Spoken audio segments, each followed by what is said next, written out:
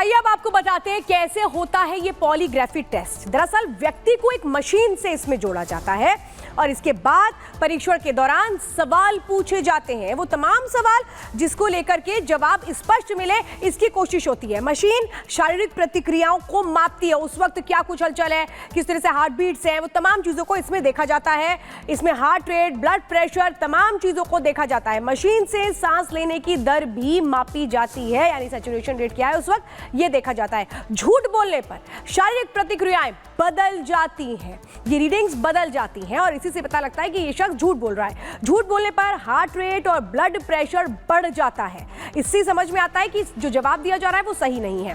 Test के परिणामों को एक ग्राफ पर दिखाया जाता है कि ये इसमें रीडिंग्स आई हैं, ये सवाल है, इसको इस तरीके से उस दौरान जो शरीर की प्रतिक्रिया है वो रही है और इसी से समझ में आता है कि जिसका पॉलीग्राफी टेस्ट किया जा रहा है वो सच बोल रहा है या झूठ बोल रहा है। इस वक्त एक और बड़ी खबर आ रही है, उसका भी रुख करते हैं क्योंकि इस पर हम लगातार आपको अपडेट दे रहे हैं। और इस वक्त आपको बता दें, संजय रॉय से 3 घंटे से लगातार पूछताछ जारी है। आरोपी संजय रॉय, जिसको आज कोर्ट में पेश भी किया जा रहा है। सीबीआई दफ्तर आज 8वें दिन पूछताछ भी कर रही है। बड़ी जानकारी इस वक्त आपको बता रहे हैं, जो अपडेट आ रहा है कि इस पूरे मामले में ये जानना जरूरी है कि उस दिन कौन कौन लोग थे, क्योंकि संजय रॉय जो मुख्य आरोपी है, लेकिन उसका साथ किसने किसने दिया ये जानना जरूरी है। तो संजय रॉय से एक तरफ पूछताछ जारी है, संदीप घोष से एक तरफ पूछताछ जारी है, आरूप दत्ता से लगातार पूछताछ जारी है और इसीलिए अब ये देखना है ये कड़ियां कहां से जाकर के जुड़ती हैं, क्योंकि इस मामले में पुलिस की भूमिका संदेहास्पद रही। पुलिस को जो जिम्मेदारी निभानी चाहिए थी वो नहीं निभाई गई। सबसे अहम कि जो सबूत है उनको कैसे नष्ट करने की कोशिशें की गई, ये तमाम चीजें जो अब निकलकर सामने आ रही है। इस बीच आपको बता दें कि कल ही चूंकि कोर्ट ने पॉलीग्राफी की मंजूरी दी थी और संजय रॉय से इस वक्त 3 घंटे से पूछताछ जारी है।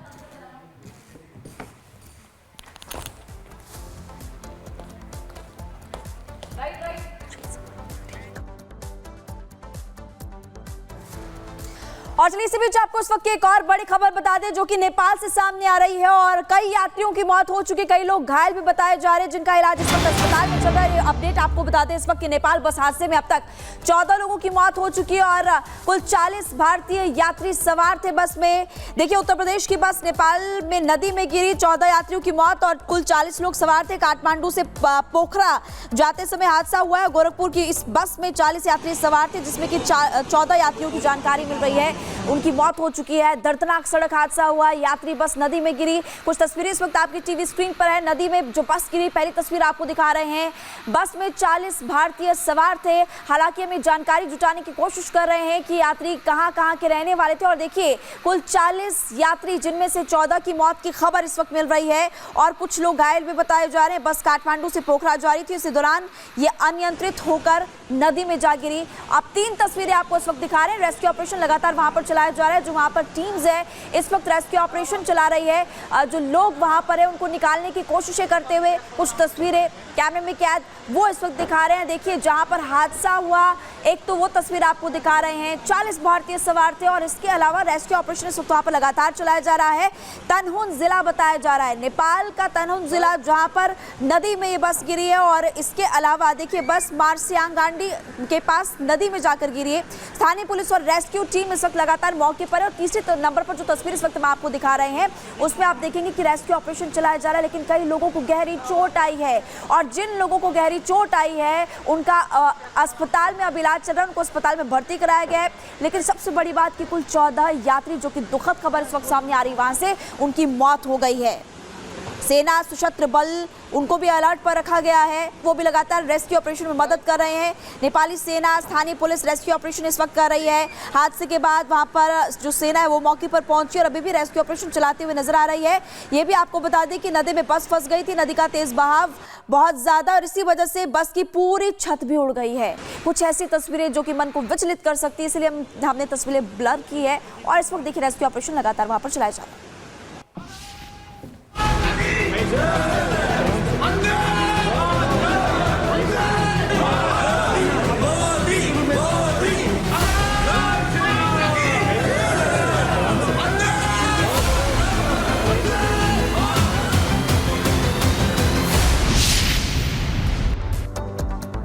और और युद्ध क्षेत्र में पहुंच चुके हैं प्रधानमंत्री नरेंद्र मोदी। यूक्रेन पहुंच चुके हैं और बड़ी बात यह है कि उनका भव्य स्वागत किया गया है। भारतीय समुदाय के लोगों ने जयकारे के साथ उनका स्वागत किया, जहां भारत माता की जय के नारे भी लगते नजर आए।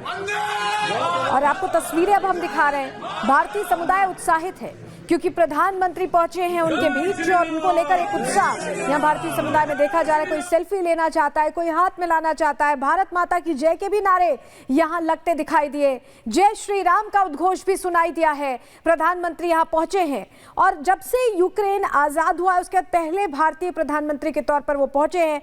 2.5 साल से करीब युद्ध चल रहा है और ऐसे में ज़ेलेंस्की का उन्हें आमंत्रित करना और उनके निमंत्रण पर प्रधानमंत्री का पहुंचना एक शांति दूत की तरह भारत यहां काम कर सकता है, क्योंकि इससे पहले रशिया में भी पुतिन से 1-on-1 मुलाकात हुई थी और अब ज़ेलेंस्की से यह मुलाकात हो रही है और कई समझौते भी यहां संभव है। द्विपक्षीय संबंधों को मजबूती देने की भी कोशिश है और यूक्रेन के साथ जिस तरह से रूस का युद्ध चल रहा है उसको लेकर भी एक शांति संदेश देने की भारत की कोशिश रहेगी, क्योंकि भारत शुरू से ही शांति का पक्षधर रहा है और इसको लेकर लगातार अलग अलग मंचों पर प्रधानमंत्री नरेंद्र मोदी बोलते रहे हैं।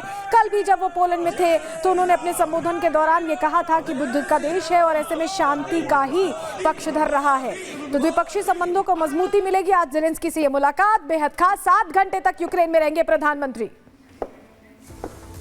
तो देखिए, यूक्रेन की राजधानी कीव पहुंचे प्रधानमंत्री और वहां पर जो भारतीय रहते हैं वो बेसब्री से प्रधानमंत्री का इंतजार कर रहे थे और अपने बीच प्रधानमंत्री की उस मौजूदगी में उन सभी ने जय श्री राम के नारे भी लगाए और किस तरह से उत्साह देखने को मिला उस दौरान, उससे जुड़ी 1 मिनट की रिपोर्ट देखिए।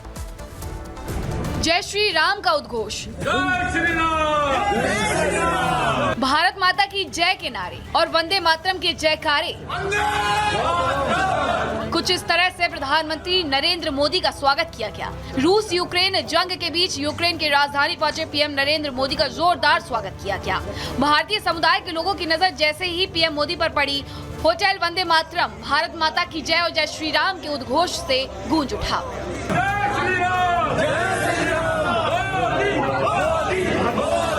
पीएम मोदी भारी सुरक्षा के बीच भारतीय समुदाय के लोगों से मिलने पहुंचे।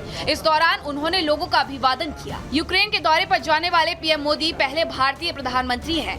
1991 में सोवियत संघ से अलग होकर यूक्रेन बनने के बाद से कोई भी भारतीय प्रधानमंत्री यूक्रेन नहीं गया था। यूक्रेन के राष्ट्रपति ज़ेलेंस्की ने कुछ महीने पहले पीएम मोदी को यूक्रेन आने का न्योता दिया था। Bureau report, Republic Bharat. तो देखिए, इस रिपोर्ट के जरिए आपने देखा कि कैसे प्रधानमंत्री नरेंद्र मोदी का स्वागत यहां पर किया गया है और बड़ी संख्या में लोग वहां पर पहुंचे थे। मोदी मोदी के नारे भी लगे, भारत माता की जयकारे भी यहां पर लगते हुए फिलहाल नजर आए थे। लेकिन सबसे बड़ी बात कि वहां के लोग क्या कह रहे हैं, किस तरह से खुशी जाहिर कर रहे हैं, अब आप सुन लीजिए।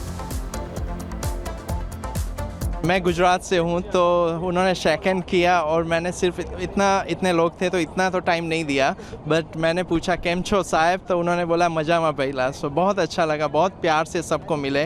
10 घंटे के इतने जर्नी के बाद भी वो इतने फ्रेश थे, इतने एनर्जी थे, तो बहुत अच्छा लगा सर। सबसे पहले ये बहुत ही अच्छा लगा और फ़ख्र की बात है कि इंडियन प्राइम मिनिस्टर यूक्रेन की राजधानी कीव में आए और हम उनसे इतने क्लोजली, इतने नज़दीक से उनसे मिले।